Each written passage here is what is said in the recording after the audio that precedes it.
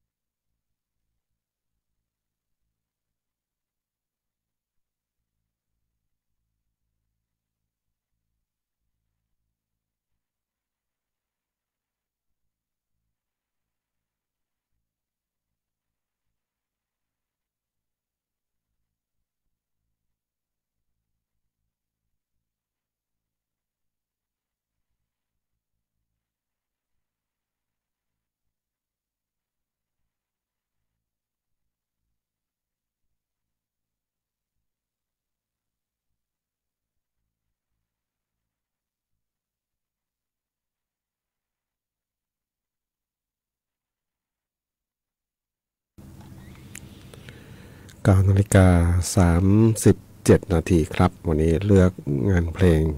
เก่าๆนะของคุณเสกสรรทองวัฒนาทางสายเปลี่ยวนะครับมีเพลงอัลบั้มชุดนี้มีเพลงที่เป็นสะท้อนสังคมนี่หลายเพลงเลยนะสำหรับของคุณเสกสรรทองวัฒนาครับแล้วก็ดูเหมือนจะมีอัลบั้มเดียวเนี่ยแล้วก็เงียบหายไปเลยนะครับเป็นเพลงเก่าๆแล้วนะนำมาเปิดกับท่านผู้ฟังได้รับฟังกันครับนะในยุคสังคมปัจจุบันก็ไม่ได้แตกต่างจากเดิมมากนักนะครับนะถ้าจะว่าไปบางครั้งเนี่ยสังคมรุ่นใหม่เนี่ยนะถ้าเทียบเคียงกับในอดีตนะก็ไอความไม่ต่างคือมีเด็กที่หลงทิศหลงทางไปในทางที่ผิดมีนะอาจจะเยอะกว่าเดิมในซ้ำไปเนาะแต่ถ้าเทียบกับจำนวนเด็กนะเพราะในอดีตเนี่ยนะมีประชากรที่น้อยแต่ว่าวัยเด็กเยอะนะปัจจุบันเนี่ยประชากรเยอะก็จริงแต่ว่าเป็นวัยเด็กน้อยนะเป็นวัยที่เขาเรียกนะสังคมผู้สูงอายุไปละนะตอนเนี้ยนะแต่จำนวนประชากรนะที่ลงที่ตรงทางไปเนี่ยนะอาจจะเทียบเคียงกันในอดีตเนี่ยอาจจะมากกว่าที่ซ้ำไปนะสังคมปัจจุบันเนาะนะครับบุหรี่ไฟฟ้านะกัญชาเห็นไหมนะจริงอยู่มีเงื่อนไขมีข้อกฎหมายบังคับมีข้อห้ามแต่ว่าในทางปฏิบัตินะครับนะหลายๆคนหลายๆครั้งเวลาฟังแม้แต่วิทยากรนี้บรรยายนะไม่ได้เกี่ยวกับยาเสพติดนะแต่ว่าปัญหาของบ้านเราก็คือการบังคับใช้กฎหมายนะที่หลายคนเขาบอกมีอะไรก็ตามมันดีหมดอะกฎเกณฑ์นะวางไว้ดีเป๊ะๆเลยนะแต่ว่าการบังคับใช้กฎหมายนี่แหละนะถือว่าสำคัญนะครับนะแล้วก็ในอดีตเนี่ยสังคมการดูแลคนในสังคมเนี่ยจะดีกว่านะครับนะคือสังคมในอดีตเนี่ยจะลูกใครบ้านเหนือบ้านใต้เกนะไปขโมยข้าวขโมยของหรือว่าเกกมาเลยเกเรนะไม่นานอะรู้ถึงผู้ปกครอง รู้ถึงคุณพ่อคุณแม่เนาะนะครับนะแล้วก็คุณพ่อแม่ก็จะเชื่อนะว่าเนี่ยนะไม่ได้ปกป้องลูกเท่าไหร่เนาะคือผลดีไม่ดีนะครับนะวิธีการเลี้ยงในอดีตจะเป็นอย่างนั้นเนาะเพราะว่าอะไรเพราะหนึ่งมีลูกเยอะเนาะเขาก็ไม่ค่อยคือเขาก็คาดหวังให้ทุกคนเป็นคนดีเนาะแล้วก็คนไหนดีเขาก็จะนะมีความรักประมาณนั้นนะแต่จริงๆก็เข้าใจว่ารักเท่ากันนะนะก็นี่เล่าให้ฟังเนาะแต่ว่าสังคมปัจจุบันเนี่ยนะมันจะกลับกันเนาะบางทีใครไปบอกก็กลายเป็นว่าไม่เชื่อนะ แม้แต่ในโรงเรียนนะครูไปบอกนะกลายเป็นว่าโทษครูอีกนะนี่แหละนะนี่คือปัญหาที่เกิดขึ้นก็ต้องดูแลต่อไปเนาะปัญหาสังคมที่มันบางทีเขาบอกเป็นปัญหาละเอียดอ่อนแต่ว่าเราต้องช่วยกันดูแลให้มันดีขึ้นกว่าเดิมนะครับให้มันดีขึ้นสังคมมันถึงจะน่าอยู่เนาะไม่ฉะนั้นก็จะเจอแต่ข่าวนะคนคลั่งตรงนั้นตรงนี้นะมีครอบครัวก็นะกระทืบกันมั่งตีกันมั่ง นะสังคมที่มันมีแต่ความรุนแรงเนาะก็ไม่น่าอยู่เนาะสังคมแบบนี้นะครับไปฟังเพลงกันต่อครับนะสำหรับงานเพลงเพื่อชีวิตในช่วงเวลาของรายการรักสิ่งแวดล้อมครับ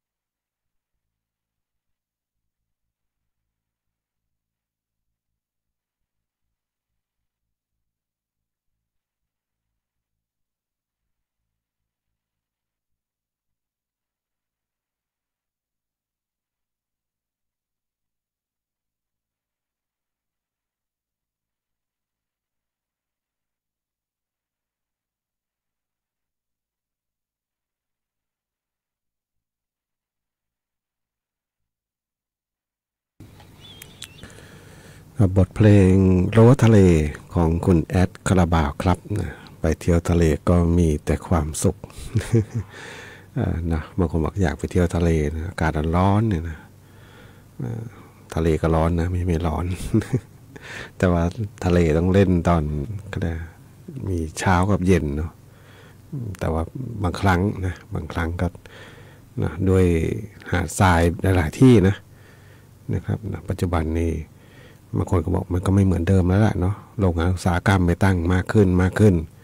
นะของเสียต่างๆจริงอยู่มันไม่ได้ไหลลงทะเลโดยตรงนะแต่มันก็ใกล้เนาะใกล้เคียงนะครับนะก็ยังมีเนาะหลายๆที่เป็นชายฝั่งที่น่าเที่ยวอยู่นะครับนะสำหรับทางทะเลเนาะคนเหนือก็อยากเที่ยวทะเลแหละนะพอเราอยู่ป่าอยู่เขาเนาะ เป็นธรรมดานะครับนะก็ไปเห็นสิ่งแปลกใหม่สิ่งที่แตกต่างนะครับ9:54 นาทีนะครับนะวันนี้มีเวลาน้อยเนาะเพราะว่ามีภารกิจอื่นอยู่ขอบคุณผู้ฟังนะที่ติดตามรับฟังอยู่ครับดูพยากรณ์อากาศนิดนึงนะช่วงนี้ทางภาคเหนืออากาศร้อนโดยทั่วไปมีอากาศร้อนจัดบางแห่งโดยมีฝนฟ้าคะนอง110ของพื้นที่กับมีลมกระโชกแรงบางแห่งส่วนมากบริเวณจังหวัดตากพิษณุโลกและเพชรบูรณ์นะครับอุณหภูมิต่ำสุดอยู่ที่ 23-27 องศาเซนเซียสสูงสุดอยู่ที่ 37-40 องศาเซนเซียสครับวันนี้รายการรักสิ่งแวดล้อมคงต้องนำรายการท่านผู้ฟังก่อนพบกันใหม่ในวันพรุ่งนี้ขอความสุขความโชคดีจะมีแต่คุณผู้ฟังทุกท่านสวัสดีครับ